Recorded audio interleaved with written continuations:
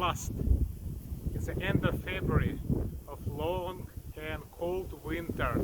I see the flowering Japanese apricot or Japanese plum, ume. So this plant is cultivated frequently in Wakayama prefecture, and I am staying on a small valley nearby Susami, which belongs to Wakayama. This place is almost subtropical, and while it's no surprise that whereas in Osaka or Kyoto this plant is not yet flowering, or only start to flower, here you can see Japanese apricot in a full flower. A typical application of ume is a bit different from we expect from this apricot-like plant. It is used as a spice or as a pickle, so salty, spicy additions to Japanese dishes, frequently made of ume. But back to flowering.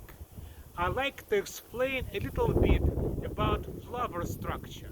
Ume prunus belongs to Rosaceae family, and that family is notable for secondary increase of the stamen number. Secondary, I mean that ancestors of rose family likely had only few stamens per flower, and in many genera of rose family now there are many stamens.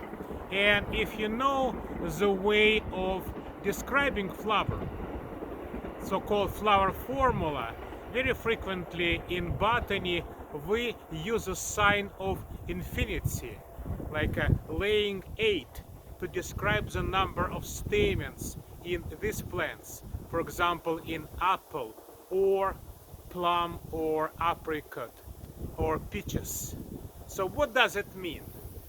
I made a small experiment today. I tried to count the number of stamens per flower. So one flower had 36, the other flower had 38, the third flower had 43 stamens. So you understand now, this infinite number of stamens of course is not infinite in a strict mathematical sense. It is indefinite in a sense of number of stamens is not set. Sometimes there are more, sometimes there are less, but this number will typically vary around 20, 30, 40, sometimes 50 stamens.